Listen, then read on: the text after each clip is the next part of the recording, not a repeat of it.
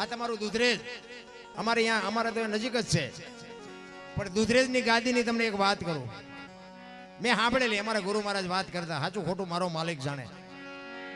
પણ દુધરેજની ગાદી ઉપર આજથી 5મી પેઢી ઉપર રઘુરામ બાપુ હતા. આજ કનીરામ બાપુ છે, એની પહેલા કલ્યાણદાસ બાપુ હતા, એની પહેલા ગોમતીદાસ બાપુ હતા, એની પહેલા જીવરામ બાપુ હતા, અને એની પહેલા રઘુરામ બાપુ હતા. 300-350 વર્ષ આસપાસ મારા અંદાજ મુજબ આ બનેલી વાત. અને અમારું એ દુધરેજ છે ને, એમાં અમારા દરબારોની વસ્તી છે, અને તેથી રાજા છે. એ દરબારનું કઈક કામ લઈ અને મેવાડમાંથી કોક ચારણ આવેલા, કોક ગઢવી આવેલા. એ વખતે તો બાપુ માલધારીનો દીકરો હોય, ચારણનો દીકરો હોય, દરબારોના કાર્ય કરતા, દીકરીઓને તેડવા જવાનું હોય, હકપણ કરવાનું હોય, લેવા મૂકવા બાપુ તેથી. કારણ કે હું તો માલધારી સમાજને તો હું તો હજી કહું છું, ચેલેન્જ મારું છું કે અમારા રજવાડા હતા ને, તેથી બીજા સમાજને બાપુ ઉઘાડા માથે ન જવાય, જોડા પહેરીને ન જવાય, ભેટ બાંધ્યા વગર ન જવાય. અને બાપુ રબારીનો દીકરો હોય ને, રહોડા સુધી એમના માયલો જાય ને કોઈ રોકે નહીં બાપુ. આટલી બાપુ દરબારું હારી એને મેળ હતો. અને હું ઈ કહું છું કે આ ઘટ્યું કેમ, કેમ આજ વિશ્વાસ નથી કોઈ કરતું? વિચારવા જેવી વાત છે. રહોડા સુધી એને બાપુ કોઈ ન રોકે. અમારા બૈરા હારે અહીંયા વાતું ચીતું કરતો હોય, દૂધના બોઘાણા દેવા જતો હોય, ગમે કઈ લેવા જતો હોય, એને કોઈ રોકે નહીં. અને બીજા બાપુ એમ ન જઈ શકે. આટલો નાતો હતો. ઈ ચારણ કઈક કામ લઈ, દરબારનું કઈક કામ લઈને આવેલા. ઈ નીચે નીચે રાખજો ભાઈ, આ નાસ્તો નીચે નીચે આપજો, ઉપર નો લાવજો. ઈ દરબારનું કઈક કામ લઈ અને ચારણ રાજસ્થાન માંથી આવેલા. અને ઈ 2 દી દરબાર ને 2-3 દી રોકાણા, ડાયરા કર્યા, કહું બાના ને તેન બધું. અને પછી ચારણે રજા માંગી કે બાપુ હવે હું જાઉં. એટલે બધા દરબારો ડાયરો ભેગો થઈને કે ચારણ ગમે એમ તો આપણે અહીંયા મહેમાન થયા છે, આપણું કામ કરવા આવ્યા છે, એટલે આપણે કંઈક એને દક્ષિણા દેવી પડે, આપણે કંઈક વિવેક કરવો પડે. એ બધા દરબારોએ થોડા ભેગા કરી અને 2000 રૂપિયા, બાપુ તેદીના 2000 એટલે આજના 2 કરોડ કહેવાય.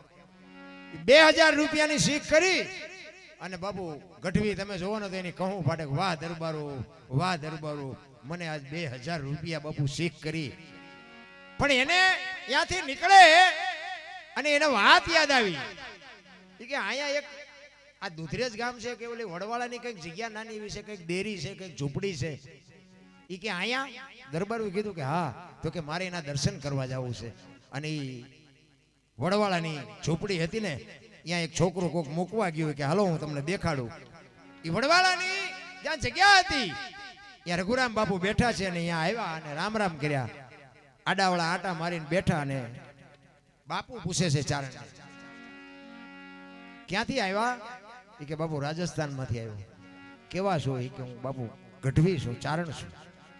હા, કઈ બાજુ ગયા હતા? એ કે બાપુ અહીં સુધી જ આવ્યો હતો, અહીં દરબારોનું એક કામ હતું ને, કામ લઈને આવ્યો હતો અને 2 દી રોકાણો. હવે દરબારોએ મને શીખ આપી એટલે હવે હું જાઉં છું. દરબારોએ શીખ આપી? તો કે હા. કેટલા આપ્યા? અરે બાપુ તમારા ગામના દરબારની શું વાત કરી, 2000 રૂપિયા મને આપ્યા. એ કે એમ? હા, સારું કહેવાય. એમના જે કારભારી હતા ને રઘુરામ બાપુએ એમના કારભારીને કીધું કે ચારણ દરબારનું કામ લઈને આવ્યા અને દરબારોએ શીખ કરી હોય તો આજ આપણી ઝૂંપડી આવ્યા છે, આપણે કંઈક શીખ તો કરવી પડે ને. એ કે જાઓ તો માલિકો પૈસા પડ્યા એમાંથી 2000 રૂપિયા લેતા હો. અને 2000 રૂપિયા લેતા હો એમ કીધું ને, ચારણની આંખું ફાટી રહી. આ તો ગમે એમ તો દરબારું તો આપે, એ તો રાજા છે, ગામધણી છે. આ એક નાની એવી ઝૂંપડીનો સાધુ ઈ મને 2000 આપશે? અને 2000 રૂપિયા લઈને બાપુ આવ્યા અને રઘુરામ બાપુને આપ્યા. રઘુરામ બાપુએ કીધું કે બાપુ આ વડવાળાની પ્રસાદી છે, લઈ જાઓ. પણ એ 2000 રૂપિયા બાપુ ચારણના હાથમાં આપ્યા અને ચારણને બાપુ કહું મડી તૂટવા હો ને. એ તો બાપુ શું, એ પછી ચારણ બાપુ બાકી રાખે? ચારણ પછી કહે છે કે રાજા જોયા જોયા ઘણા પણ રાખ, ફકીર તું ફાકડો. રઘુરામ આડો વાળો આંખ બાળા બાપ આમને મને આપ્યા. એ તો એક ગામ ધણી હતા, પણ તું તો એક નાની એવી ઝૂંપડીનો ફકીર છો, તું તો એક નાની એવી ઝૂંપડીનો સાધુ છો. તે મારા 2000 રૂપિયા આપ્યા, મારે તારા શું વખાણ કરવા? ઈ બાપુ દુધરેજની ગાદી. અરે બાપુ શું મહાપુરુષોએ વાવટા ફરકે. તમને એક બીજો દાખલો આપું તમારા રબારી સમાજનો. ઇન્દ્રાણા ગામ છે, તાલુકો કેશોદ અને જિલ્લો જુનાગઢ. કોક દીક જાવ તો જાજો. હું અહીંયા જઈ આવ્યો, એના દર્શન મેં કર્યા. ગામ ઇન્દ્રાણા, તાલુકો કેશોદ અને જિલ્લો જુનાગઢ. ઈ ત્રમટા હાકનો રબારી અમરા હતા જેનું નામ. અને રામદેવજીના મંદિર બનાવવા માટે બાપુ એવી બાપુ ટેક લઈને બેઠેલો.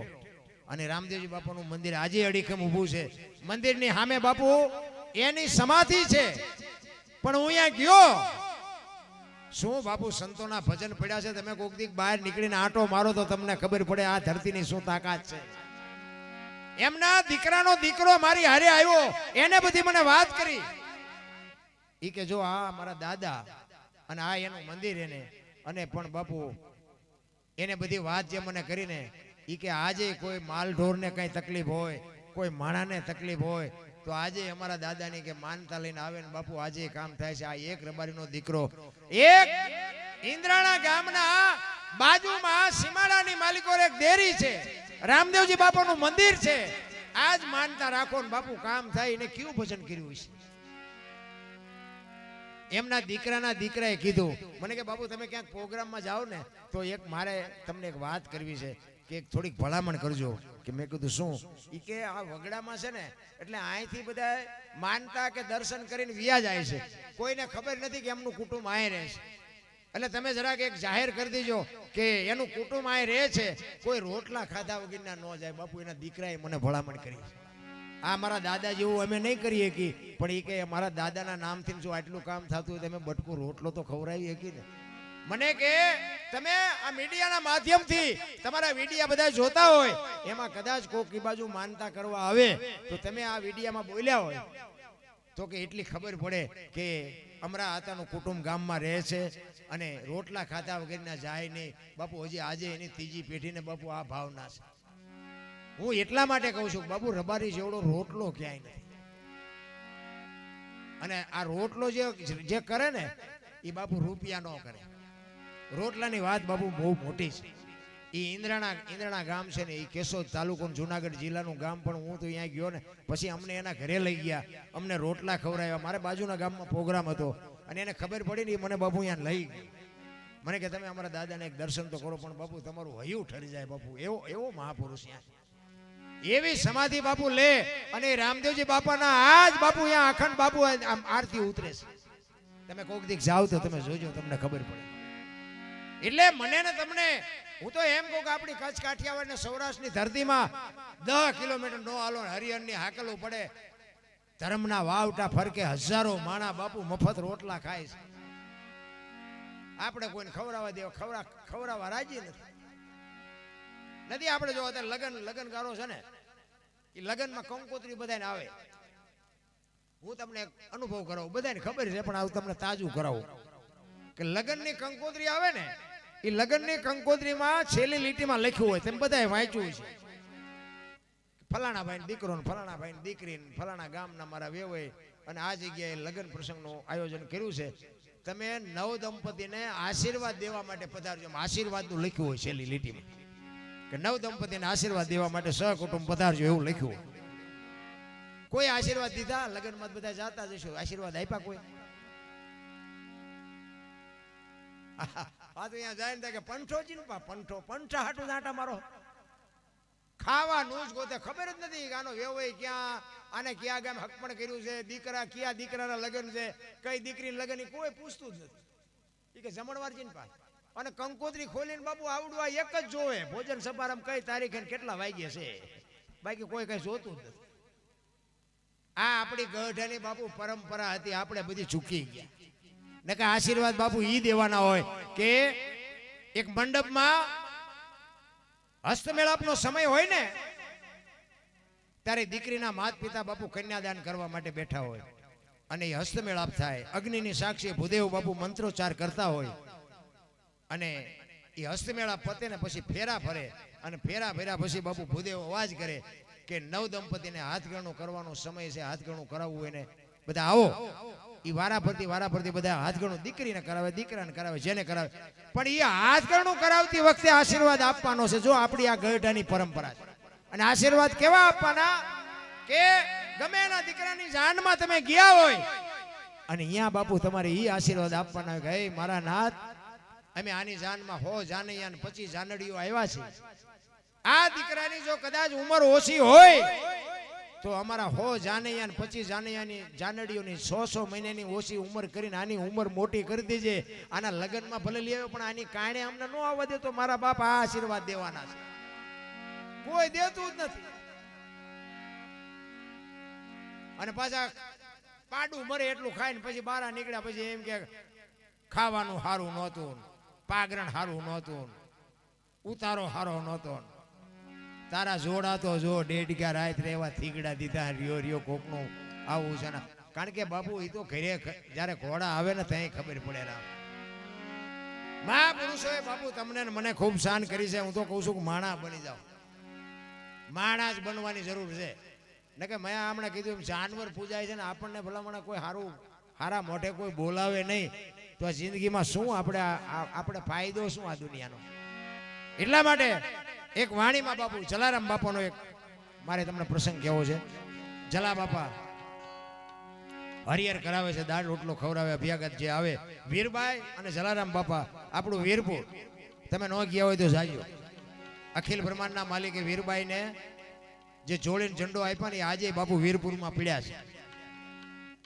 એ હરિહર કરાવે અને એક દિવસનો સમય અને અખિલ બ્રહ્માંડનો માલિક સાધુના વેશમાં આવે અને સાધુની લાઈનમાં બાપુ જમવા બેહી ગયા અને દાળ રોટલો જે કાંઈ હતું એ પીરસી દીધું. અને પછી જલા બાપા કહે છે કે કરો બધા હરિહર. એક સાધુ હરિહર નથી કરતો. જલા બાપા અહીંયા જઈને કીધું કે બાપુ હરિહર કરો. એ કે તું મને જો કંઈક દક્ષિણા આપવાનો હોય તો હરિહર કરું, નકર મારે કરવું નથી. એ કે બાપુ મને જે મળશે હું આપીશ. કે 2 રૂપિયા 5 રૂપિયા વાળો બાબો હું નથી. અને જલા બાબાએ વિચાર કર્યો કે તો આને શું જોતું હોય છે. એ કે બાપુ આશ્રમની અંદર હોય ને એ માગજો, આશ્રમ બહાર હોય એ ન આપી શકું. તો કે આશ્રમની અંદર જ છે. કે બાપુ તો મળી જાય છે, જમી લ્યો. એ કે વચન આપ. અને તેથી જલિયાણ કહે છે બાપુ આ સૌરાષ્ટ્રની ધરતી છે, વચન માગવાના ન હોય. તમે કહો કે તારી માથું જોવે, તમારે મારો આશ્રમ જોવે. બાપુ આ કટ પગથિયા ઉતરીને વિયો જો બાપુ, મારી માનું ધાવણ લાજે જો બાપુ, હું ના પાડું છું. જમી લ્યો કે મળી જાય. અને જેમાં અને પછી બાપુ ભેટ પૂજાની લાઈન થઈ ને ઈ બાપુ આવ્યા ને જલા બાપા 2 હાથ જોડીને કહે છે બોલો બાપુ શું જોઈશ. અખિલ બ્રહ્માંડનો માલિક ધ્રુજવા માંડ્યો હોય કે બૈરું માગવું પણ કેમ કેવું તારું બૈરું મળે. અને બાપુ આ જેવી તેવી વાત છે. જો કે આપણે અહીંયા કોઈ આવે નહીં ને આવે તો કઈ આખતરો ન કરતા. આ તો હું તમને યાદ કરાવું છું. ઈ કે મારું શરીર વરદ થઈ ગયું છે, મારું કોઈ બાવડું પકડે એવું નથી, મને કોઈ રોટલો કરી દેવું નથી. જો દઈ એક તો તારું બૈરું મને આપી દે. જલા બાપાને એમ થયું બૈરું આપવામાં મને વાંધો નથી, પણ વીરબાઈના મનમાં શું હોય છે. ઈ કે બાપુ બેહો. ઈ જનેતા બાપુ રહોડામાં રોટલા કરે. અહીંયા જઈને કીધું સાંભળ્યું કે હા. ઈ કે એક સાધુ દક્ષિણા માગે કે દઈ દો ને. ઈ કે પણ એની માગણી જેવી તેવી નથી હોય. કે જે માગે આપણે રાખીને શું કામ છે. જલા બાપાની આંખમાં જળજળી આવી ગયા. મારે કેમ કેવું કે તારી માગણી કરે છે. બાપુ જો આમ નામ ઇતિહાસ ન થાય. કોકના રોલ કર્યા હોય એને દુનિયા ન ઓળખે, કોકને કંઈક દીધું હોય ને એને દુનિયા ઓળખે. ઈ કે એની માગણી જેવી તેવી નથી, તમારી માગણી કરે છે. કે તારું બૈરું મને આપી દે. અને તેથી આ ભારતની આર્ય નારી વીરબાઈ એમ કે ભક્તિની વેલડી તો વર્ષોથી આલી આવતી હતી, પણ આજ ઈ વેલડીને ફળ આવ્યા એવું મને લાગે છે. મારા બાપાએ તમને હાથ આપ્યો છે ને એ હાથ જો બાવાને સોંપી દો તો મને જવામાં વાંધો નથી. બાપુ શું આ જોગમાયાની વાત કરી આપણે. ઈ બાવડું પકડી વીરબાઈ નું જલારામ આવ્યા. કીધું બાપુ બૈરું જોવે છે ને. કે હા. ઈ કે હાલ્યો. બાવડું પકડાયું ને તેથી સત્તાધારની ગાદી ઉપર આપા ગીગા હતા. ઈ આપા ગીગા હતા ને બાપુ સત્તાધારમાં એની હાથે ટોકરા આરતીઓ નગારા એની હાથે મીડિયા વાગવા. હો ભાઈ બધા જાગી ગયા કે બાપુ આ શું. આપા ગીગાને કહે છે કે બાપુ આ નગારા ટોકરા એની હાથે વાગ્યા, શું બન્યું. આપા ગીગા કે કાંઈ નથી, હુઈ જાવ. વીરપુરની સામે નજર કરીને આપા ગીગા ખાડ ખાડ ખાડ દાંત કાઢે કે બાપુ વાત તો કરો છે શું આ. ઈ કે કાંઈ છે નહીં. વીરપુરની બજારમાં લુવાણાના દીકરાએ વીજળીના ચમકારે મોતી પરોવી લીધું. બસ બાપુ સમય આટલો જ છે, કાંઈ કરવાની જરૂર નથી. એક ઘડી હાથી માં બાપુ કાંઈક મોકો આવે અને કોકનું બાપુ કામ કરી દ્યો, જિંદગીમાં તમારો બેડો પાર થઈ જાય. બાકી તમે જોવો તો અમુક અમુક એવા નિયા કે ગરીબ માણસને તમે જોવો હું તો ના પાડું છું ભાઈ ગરીબ માણસને નો દઈએ કોઈ કઈ નહીં પણ એની આંતરડી બાપુ કકડાવતા ને એવું ને કે પેટીનું પૂરું થઈ જાય વિનાશ થઈ જાય બાપુ એ તમને કઈ કરી નહીં શકે તમને મારી નહીં શકે તમને ગાળ ન દઈ શકે પણ એની આંતરડી જો બાપુ માલપાથી કકડી જાય ને તેથી આ દુનિયામાં કોઈ આંગળી નહીં પકડે લખવું હોય તો લખી લેજો થઈ શકે તો મદદ કરજો ન થઈ શકે તો બાપુ જાતું કરી દેજો બાકી એની હારે તમે કોઈ આંતરડી કકડી જાય તેથી પૂરો વિનાશ થઈ જાય